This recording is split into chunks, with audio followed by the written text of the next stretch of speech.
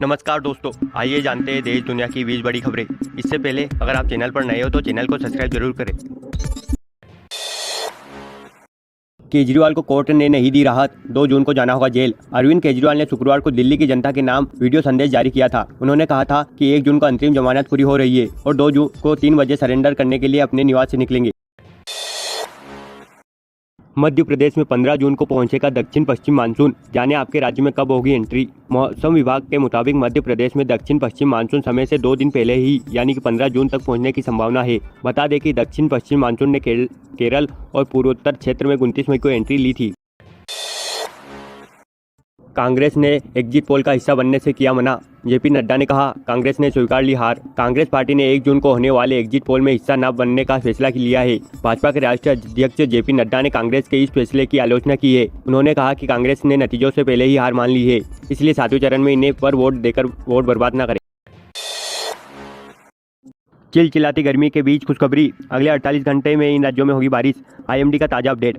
मौसम विभाग के अनुसार अगले 48 घंटे के अंदर पंजाब, हरियाणा और दिल्ली में बारिश संभव है। इससे तापमान में गिरावट आएगी और प्रचंड गर्मी से राहत मिलेगी। अरब सागर से चलने वाली हवाएं दिल्ली समेत उत्तर पश्चिम भारत के लिए राहत लेकर आएगी। पाकिस्तान बॉर्डर पर पश्चिम विक्षोभ के एक्टिव होने से जम्मू कश्मीर और उत्तराखंड के अधिकतम तापमान में कमी आने लगी है। अगले 2 से 3 दिनों में हीट वेव से राहत मिलने की संभावना है। दिल्ली में विपक्ष की बड़ी बैठक, तेजस्वी और अखिलेश यादव खड़गे के आवास पर पहुंचे। बैठक में शरद पवार, अरविंद केजरीवाल, अखिलेश यादव, तेजस्वी यादव, फारूक अब्दुल्ला, महबूब मुफ्ती समेत अन्य नेताओं के शामिल होने की उम्मीद है। लोकसभा चुनाव के लिए 7वें चरण का मतदान जारी है। इस बीच दिल्ली में विपक्षी दलों के गठबंधन इंडी ब्लॉक की अहम बैठक होने जा रही है। यह बैठक कांग्रेस अध्यक्ष मल्लिकार्जुन खड़गे के निवास पर 3 बजे से होगी। दिल्ली के मुख्यमंत्री के अरविंद केजरीवाल का वजन घटा नहीं बल्कि 1 किलो बढ़ा, कोर्ट में बोली ईडी। तिहाड़ जेल में 2 जून को दिल्ली के मुख्यमंत्री अरविंद केजरीवाल के आत्मसमर्पण से पहले अंतरिम जमानत की मांग पर हाउस एवेन्यू कोर्ट में सुनवाई हुई। केजरीवाल ने अपनी सेहत का हवाला देते हुए 7 दिन और जमानत बढ़ाने की मांग की। कन्याकुमारी में पीएम मोदी की ध्यान साधना समाप्त। ध्यान समाप्ति के बाद कन्याकुमारी से प्रस्थान करने से पहले मोदी समाकरण के बगल में स्थित तमिल कवि तिरुवल्लुर की प्रतिमा देखने भी गए। चुनाव प्रचार खत्म करने के बाद प्रधानमंत्री नरेंद्र मोदी गुरुवार शाम को कन्याकुमारी पहुंच गए। यहां प्रसिद्ध विवेकानंद मेमोरियल में 45 घंटे की ध्यान साधना की।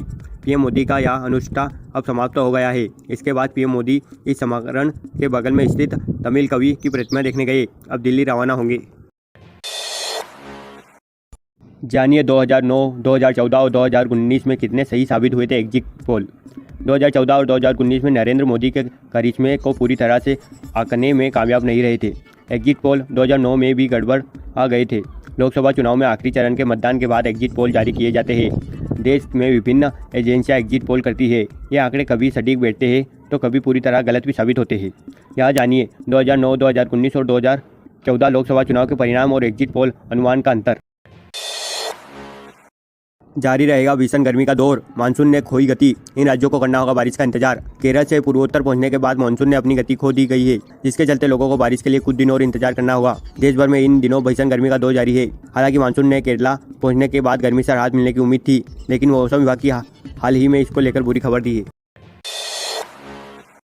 लोकसभा चुनाव में किसकी बनेगी सरकार, यहाँ देखें एग्जिट पोल के नतीजे। लोकसभा चुनाव 2024 के आखिरी चरण का मतदान 1 जून को हो रहा है। 8 राज्यों की कुल 57 सीटों पर मतदान 6 बजे खत्म हो जाएगा। उसके बाद चुनाव का एग्जिट पोल जनता के सामने आने शुरू हो जाएंगे। 4 जून को वोटों की गिनती शुरू होगी, जिससे पता चल जाएगा कि पीएम मोदी का जादू चला या फिर इंडी गठबंधन की सरकार बनी। दरअसल चुनाव की घोषणा के बाद आचार संहिता लग जाती है। ऐसे में बीच चुनाव में एग्जिट पोल या शुरू करना कानूनी रूप से गलत होता है। नियम यह कहता है कि आखिरी चरण के मतदान की प्रक्रिया समाप्त होने के आधे घंटे बाद ही एग्जिट पोल दिखाने शुरू कर सकते हैं। यानी कि 1 जून शाम 6 बजे मतदान की प्रक्रिया समाप्त हो जाएगी। उसके आधे घंटे बाद एग्जिट पोल को लाइव किया जाएगा।